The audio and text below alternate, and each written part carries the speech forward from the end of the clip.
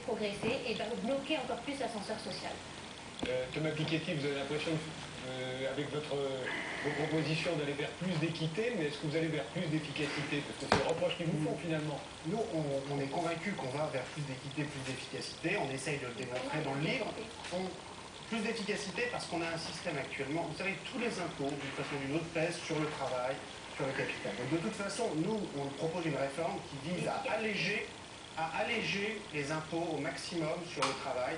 Et ça, c'est une réforme qui va vers plus d'efficacité parce qu'on a un système aujourd'hui qui pèse tellement lourdement sur le travail que c'est la première cause de sous-emploi en France. Moi, j'insiste là-dessus depuis très longtemps. À force d'avoir des prélèvements qui pèsent uniquement sur les salaires, en particulier un système de financement de la protection sociale qui repose presque exclusivement sur les salaires, ça amène à automatiser à tour de bras et à créer beaucoup moins d'emplois en France qu'on C'est ça, d'après vous, la responsabilité, la cause du chômage, et pas ce que dit... C'est une des raisons. Vous savez, réduire globalement les dépenses publiques et réduire globalement les impôts. Moi, je suis pour. Je suis pour supprimer tous les impôts un par un. Simplement, les méthodes, si déjà on arrivait à stabiliser... Et créer des entreprises, vous n'êtes pas pour? J'aimerais bien avoir votre avis là-dessus. Donc bien sûr qu'aussi, moi je suis pour toutes les réformes fiscales qui permettent de créer des milliards d'entreprises chaque matin. Simplement, je constate que... Garder des niches fiscales là-dessus, j'aimerais bien avoir votre réponse. Garder des niches fiscales qui orientent notre fiscalité vers la création d'entreprises, ça vous paraît être une bonne idée? Ah non, ça crée des niches fiscales pour créer des entreprises, je pense que c'est une mauvaise idée. Je pense qu'il faut beaucoup mieux avoir des taux faibles. Alors pour inciter les gens à prendre des risques avec leur patrimoine plutôt qu'acheter des œuvres d'art par exemple. Attendez, il faut beaucoup mieux avoir un système fiscal sans niche, ni sur les œuvres d'art, ni sur les biens professionnels. Mais je pense que typiquement, les niches biens professionnels, ce qu'on appelle les biens professionnels à l'ISF, vous savez comment ça se retrouve en pratique? Liliane Bettencourt, elle marche sur les biens professionnels. Moi j'aime beaucoup Liliane Bettencourt, c'est juste qu'elle a jamais... Attendez, c'est ça qu'on appelle les niches sur les entreprises. En pratique, on se retrouve à faire des subventions à des personnes fort sympathiques sans doute, mais si vous voulez, elle n'a pas beaucoup travaillé dans sa vie quand même, Liliane. Donc si ça avait été quelqu'un de gérer une société comme L'Oréal, vraiment qu'elle a géré L'Oréal. Bon, on va pas faire un débat. Conseil d'administration. Attendez, là ça devient vraiment de l'idéologie extrême quand même. Allez nous expliquer que si on avait eu un autre actionnaire que Liliane Bettencourt, L'Oréal aurait créé moins d'emplois, il fallait quand même le faire. Oublions pour asseoir Liliane Bettencourt, si vous voulez bien. Non mais simplement, c'est aux entrepreneurs de demain plutôt qu'à les faire fuir. Vous n'avez pas compris que le capitalisme n'était pas forcément la méritocratie. Moi je suis pour la méritocratie, le mérite, le travail. Mais comment on peut définir le mérite? Par exemple, je pense que les revenus du travail représentent un peu plus le mérite que les capitaux hérités. Un entrepreneur qui répond aux besoins de ses clients. Ça c'est utile. C'est utile. Oui, il a du mérite. Et vous avez beaucoup de contribuables de l'impôt sur la fortune qui ressemblent beaucoup plus à Liliane Bettencourt si vous regardez. Alors, je vais terminer très vite, il nous reste 5 minutes. Oui, je termine très vite pour dire que vous savez, les méthodes miracles pour baisser massivement les dépenses publiques, si vous en connaissez, vite publiez-les très vite. Moi je pense que si on arrive à stabiliser,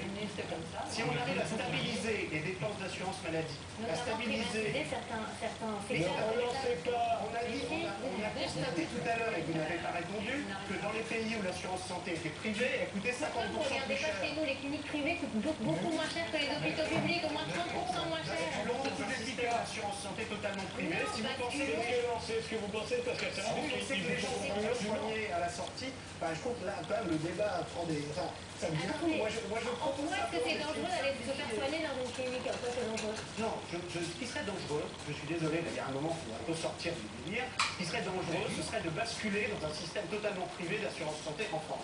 Notre système d'assurance santé publique, globalement, fonctionne bien.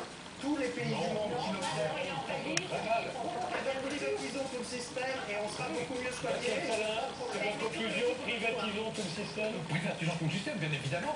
Et puis alors, le plus rapidement possible, faisons une réforme fiscale très profonde, avec une suppression de la progressivité, suppression de tous ces impôts absurdes comme l'ISF. Et là, nous aurons une véritable prospérité. Olivier Besançon. Comme en Irlande, quoi, en fait.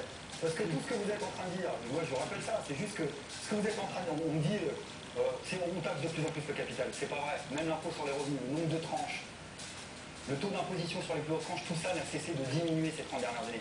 C'est ce qu'on appelle des politiques libérales.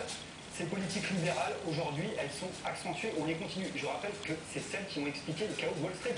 Ça, c'est pas moi qui le Je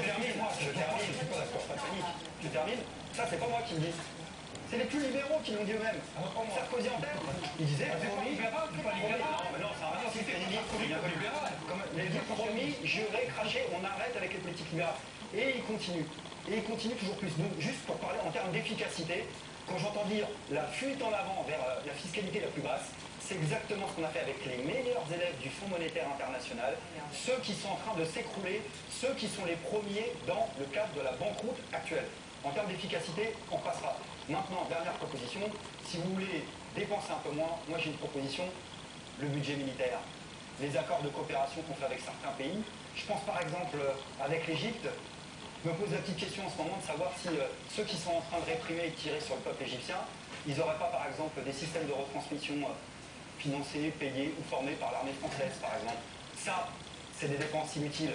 Allez prendre quelques profits à monsieur Dassault, c'est des dépenses inutiles, il n'y a pas de problème, mais je vous sens vachement moins chaud tout à coup. Oui, c'est ma liste de dépenses inutiles, mais je voudrais terminer, puisque j'ai un peu de temps, sur autre chose. C'est une question de philosophie.